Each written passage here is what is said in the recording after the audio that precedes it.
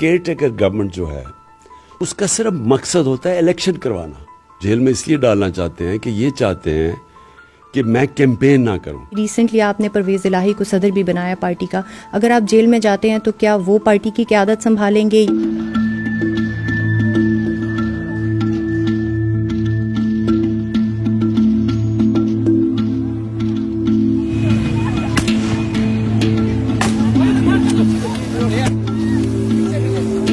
Care taker government جو ہے اس کا صرف مقصد ہوتا ہے الیکشن کروانا. یہ ان کو کوئی الیکٹڈ گورنمنٹ تو نہیں ہے, یہ تو آئی تھی الیکشنز کروانے کے لیے. تو الیکشن اناؤنس ہو گئے ہیں, الیکشن کی مہم ہو رہی ہے. اس کے اوپر مجھے ابھی تک سمجھ نہیں آئی کہ کیسے ایک گورنمنٹ اس کو فیصلہ کرتی ہے کہ آپ اس کو بین کر دیں. یہ کیسے ہو سکتا ہے؟ یہ تو کانٹرڈکشن ان ٹرمز ہیں کہ یا آپ الیکشنز کروائیں یا نہ. اگر الیکشنز کروا رہے ہیں تو کیمپین اور ریلی کے بغیر الیکشنز کیسے ہوتی ہے؟ یہ انتشار چاہتے تھے, اور اگر ہم چاہتے, سارا دن لڑائی ہونی تھی, رات تک چلنی تھی, لیکن ہم نے یہ فیصلہ کیا کہ ان کو ہم موقع نہیں دینا چاہتے کہ یہ کوئی انتشار کو وجہ بنا کے الیکشن سے نکل جائیں. الیکشن ہوں گے بھی یا نہیں ہوں گے؟ کیونکہ بظاہر طور پہ تو گورنمنٹ کی طرف سے بھی کوئی ایسی چیز نظر نہیں آ رہی, لیکن الیکشن کمیشن نے آج ڈیٹس بھی اناؤنس کی ہیں. الیکشن ہوں گے؟ دیکھیں, الیکشن کمیشن نے تو ڈیٹس اناؤنس کیے کیونکہ سپریم کورٹ نے حکم کیا ان کو, لیکن گورنمنٹ ابھی تک کوئی نظر نہیں آ رہی کہ گورنمنٹ الیکشن کروائے گی. ابھی تک ہر قسم کا بہانہ دیا جا رہا ہے کہ کیوں الیکشن نہیں ہونا چاہیے. اور یہ جو ہمیں سب سے خوف ہے کہ یہ کوئی کسی کو قتل کروائیں گے, کوئی بڑی پرسنالٹی کو, جس طرح بے نظیر کا قتل ہوا تھا, یا یہ انتشار جس طرح آج انہوں نے کیا ہے. تو ان کی کوشش یہ ہے کہ کسی طرح الیکشن سے نکلیں. اگر الیکشن نہیں ہوتے اس ٹائم پہ جو اناؤنس کیا گیا, پھر آپ کیا کریں گے؟ سب سے پہلے تو یہ کنٹیمپٹ آف کورٹ ہے. یہ سپریم کورٹ کا جو حکم ہے الیکشن کروانے کا, اور جو آئین واضح کہتا ہے کہ ہم نے جب اپنی دونوں گورنمنٹس ہم نے ڈیزالو کی تو آئین کہتا ہے 90 دن میں الیکشن ہوگا. سپریم کورٹ کے 5 ججز کہتے ہیں کہ 90 دن میں الیکشن ہونا ہے. گورنمنٹ کہہ رہی ہے نہیں ہونا, اور سپریم کورٹ نے جب حکم دے دیا, اور اگر یہ الیکشنز نہیں کروائیں گے تو اس کا مطلب آئین تو ختم ہو گیا اور قانون پاکستان میں ختم ہو گیا. جب سپریم کورٹ کے فیصلے کے اوپر عمل نہ ہو تو ملک تو بنانا ریپبلک بن گیا. اچھا, آپ کے سیاسی حریف یہ بھی تنقید کر رہے ہیں کہ آپ کورٹ میں پیش ہونے کے لیے ٹھیک نہیں ہیں, صحت یاب نہیں ہے, لیکن آپ الیکشن مہم کے لیے قیادت کر سکتے ہیں. دیکھیں, میں پہلے کلیئر کر دوں, میری ٹانگ پہ 3 گولیاں لگیں. جو میری ہڈی ٹوٹی تھی اس کو, وہ کیونکہ ٹبیا جو نچلی ہڈی ہوتی ہے وہ ویٹ بیرنگ ہوتی ہے, وہ بڑا سلو اس کی ہوتی ہے, سب سے دیر ہیل ہوتی ہے. اس کے علاوہ میرے پیر میں جو میری نرو ڈیمیج ہوئی تھی تو پیر میں میرا سینسیشن نہیں تھا. تو ڈاکٹرز نے روکا ہوا تھا کہ گھر سے باہر جاؤ, اور اسپیشلی پبلک جگہ پہ نہ جاؤ, کیونکہ اگر کوئی بھی جھٹکا پڑ جاتا تو پھر سے یہ کاسٹ میں چلا جانا تھا پیر. تو پہلے تو میں اس لیے نہیں اٹینڈ کر سکا. اس کے بعد میں نے اٹینڈ کی, میں لاہور ہائی کورٹ بھی گیا, میں اسلام آباد بھی گیا ہائی کورٹ. پرابلم وہاں یہ ہو گیا کہ وہاں کوئی کسی قسم کی سیکیورٹی نہیں تھی. تو ہم نے صرف, ہمارے وکیل نے کہا کہ آپ سیکیورٹی گارنٹی کریں, اور اگر نہیں کر سکتے تو ویڈیو کانفرنسنگ پہ کر لیں. آج کل تو ویڈیو کانفرنس استعمال کرتی ہیں عدالتیں. تو صرف یہ ہے.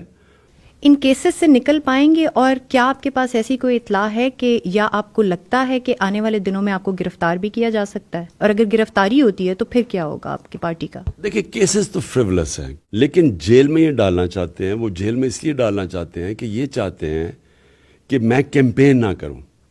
یہ میچ کھیلنا چاہتے ہیں کیپٹن کے بغیر, اور ان کو ڈر لگا ہوا ہے کہ کسی نہ کسی طرح اگر ڈسکوالیفائی ہو جاؤں یا میں جیل میں چلا جاؤں تو ان کے کسی طرح یہ ان کی چانسز بہتر ہو جائیں گی میچ جیتنے کے لیے, الیکشنز کے لیے. ابھی ریسنٹلی آپ نے پرویز الہی کو صدر بھی بنایا پارٹی کا.